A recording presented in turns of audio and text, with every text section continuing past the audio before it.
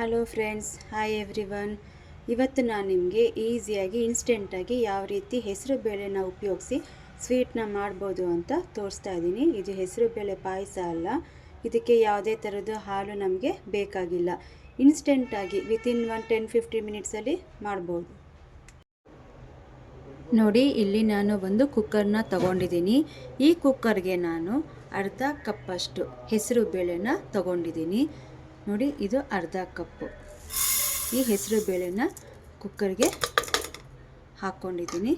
ಈಗ ಇದು ಲೈಟಾಗಿ ಗೋಲ್ಡನ್ ಬ್ರೌನ್ ಬರೋವರೆಗೂ ಸ್ವಲ್ಪ ಹುರ್ಕೋಬೇಕು.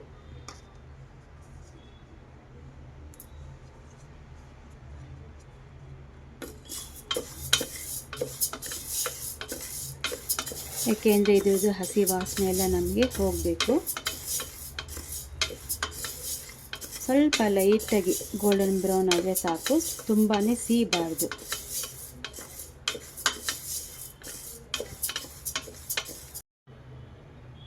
ನೋಡಿ, ಕಲರು ಸ್ವಲ್ಪ ಚೇಂಜ್ ಆಗಿದೆ, ಗೋಲ್ಡನ್ ಕಲರು ಬಂದಿದೆ. ಈಗ ಕುಕ್ಕರ್ನ ಆಫ್ ಮಾಡ್ಕೋತೀನಿ. ನೋಡಿ, ಈಗ ಇಷ್ಟಾದರೆ ಸಾಕು. ನೋಡಿ, ಹುರಿದಿರುವಂಥ ಹೆಸರು ಬೇಳೆನ ಒಂದು ಬೌಲ್ಗೆ ಹಾಕ್ಕೊಂಡಿದ್ದೀನಿ. ಈಗ ಇದಕ್ಕೆ ನೀರು ಹಾಕಿ ಚೆನ್ನಾಗಿ ವಾಶ್ ಮಾಡ್ಕೊಳ್ಳೋಣ.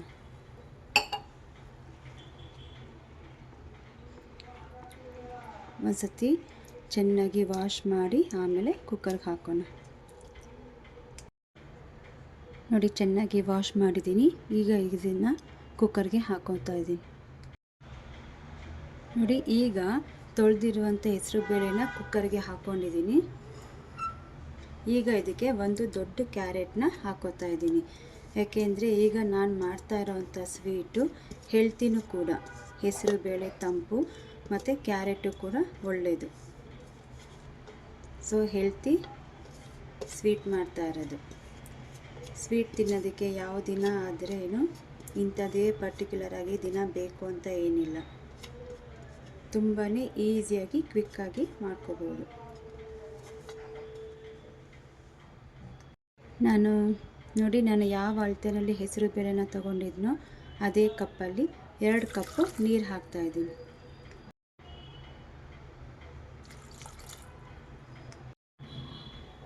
ನೋಡಿ, ಈಗ ಅರ್ಧ ಕಪ್ಪು ಹೆಸರು ಬೇಳೆಗೆ ನಾನು ಒಂದು ದೊಡ್ಡ ಕ್ಯಾರೆಟ್ನ ತುರಿದು ಹಾಕಿದ್ದೀನಿ. 2 ಕಪ್ಪು ನೀರನ್ನು ಹಾಕಿದ್ದೀನಿ.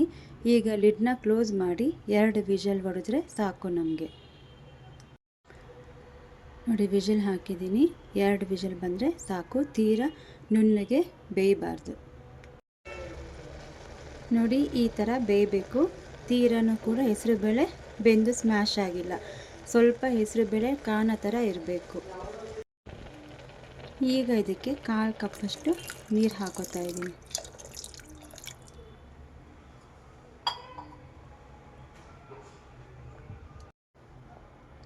ನೋಡಿ, ಇದು ಅರ್ಧ ಕಪ್ಪು. ಇದೇ ಅಳತೆನಲ್ಲೇ ಹೆಸರು ಬೇಳೆ ತೊಗೊಂಡಿದ್ದು. ಇದೇ ಅರ್ಧ ಕಪ್ನಲ್ಲೇ ಫ್ರೆಶ್ಶಾಗಿ ಈಗ ತಾನೇ ಕಾಯಿ ತೊಳೆದಿರೋದು ಹಾಕ್ತಾಯಿದ್ದೀನಿ. ಸೊ ನೀವೆಷ್ಟು ಫ್ರೆಶ್ಶಾಗಿ ಕಾಯಿ ತುರಿದು ಹಾಕ್ತೀರಾ, ಈ ಸ್ವೀಟು ಅಷ್ಟೇ ರುಚಿಯಾಗಿ ಬರುತ್ತೆ. ಈ ಸ್ವೀಟ್ಗೆ ಹಾಲೇ ಬೇಕಿಲ್ಲ ನಮಗೆ. ಯಾಕೆಂದರೆ ಫ್ರೆಶ್ಶಾಗಿ ಕಾಯಿ ತುರಿದು ಹಾಕಿರೋದ್ರಿಂದ ಕಾಯೇ ನ್ಯಾಚುರಲಾಗಿ ಹಾಲನ್ನ ಬಿಟ್ಕೊಳ್ಳುತ್ತೆ. ಆಗ ಇನ್ನೂ ರುಚಿ ಜಾಸ್ತಿ ಆಗುತ್ತೆ. ತುಂಬಾ ಈಸಿ. ಯಾರಾದರೂ ಸಡನ್ನಾಗಿ ನೆಂಟರು ಬಂದರು ಅಂದಾಗ ಇನ್ಸ್ಟೆಂಟಾಗಿ ಮಾಡ್ಕೋಬೋದು ಇದು.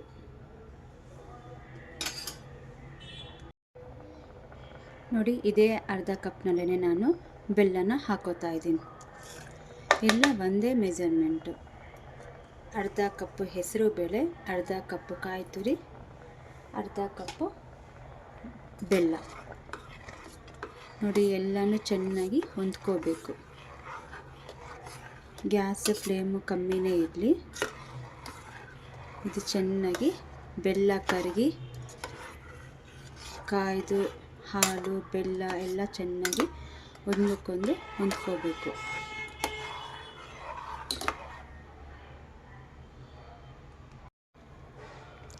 ನೋಡಿ, ಈಗ ಬೆಲ್ಲ ಮತ್ತು ಕಾಯಿ ತುರಿ ಎಲ್ಲ ಚೆನ್ನಾಗಿ ಹೊಂದ್ಕೊಂಡಿದೆ. ಈಗ ಇದಕ್ಕೆ ತುಪ್ಪದಲ್ಲಿ ಒಗ್ಗರಣೆ ಕೊಡೋಣ.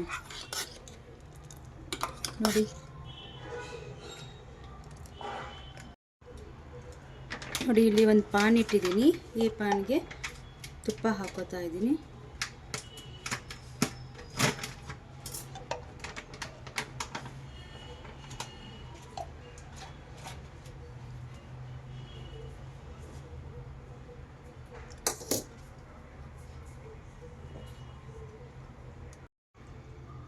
ನೋಡಿ ತುಪ್ಪ ಕಾದಿದೆ. ಈಗ ಇದಕ್ಕೆ ಬಾದಾಮಿನ ಹಾಕ್ಕೊಂಡಿದ್ದೀನಿ.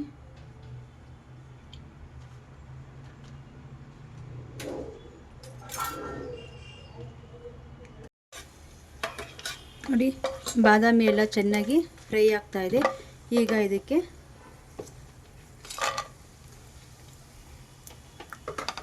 ಗೋಡಂಬಿ ದ್ರಾಕ್ಷಿನ ಹಾಕ್ಕೊಂಡಿದ್ದೀನಿ. ನೀವೆಷ್ಟು ಇದಕ್ಕೆ ಡ್ರೈ ಫ್ರೂಟ್ಸ್ ಹಾಕ್ತೀರಾ ಸ್ವೀಟ್ಗೆ ಅಷ್ಟು ಚೆನ್ನಾಗಿರುತ್ತೆ. ಚೆನ್ನಾಗಿ ತುಪ್ಪ, ದ್ರಾಕ್ಷಿ, ಗೋಡಂಬಿ, ಬಾದಾಮಿ ಎಲ್ಲನೂ ಹಾಕಿ ಚೆನ್ನಾಗಿ ಕೆಂಪಾಳ ಬಂದರೆ ಸಾಕು, ಯಾವುದೇ ಆಗಲಿ ಸಿಹಿಬಾರ್ದು. ನೋಡಿ ಈಗ ಡ್ರೈ ಫ್ರೂಟ್ಸ್ ಎಲ್ಲ ಫ್ರೈ ಆಗಿದೆ. ಈಗ ಇದಕ್ಕೆ ಹೆಸರು ಬೇಳೆನ ಹಾಕೋತಾ ಇದ್ದೀನಿ. ನೋಡಿ ಈ ತುಪ್ಪದ ಒಗ್ಗರಣೆಗೆ ಹೆಸರು ಬೇಳೆ ಬೆಂದಿರೋದನ್ನು ಹಾಕಿದ್ದೀನಿ. ನೋಡಿ ಎಷ್ಟು ಈಸಿಯಾಗಿ ಹೆಸರು ಬೇಳೆ ಸ್ವೀಟ್ನ ಮಾಡ್ಕೋಬೋದು. ಈಗ ಇದಕ್ಕೆ ಏಲಕ್ಕಿ ಪುಡಿನ ಹಾಕ್ತಾ ಇದ್ದೀನಿ.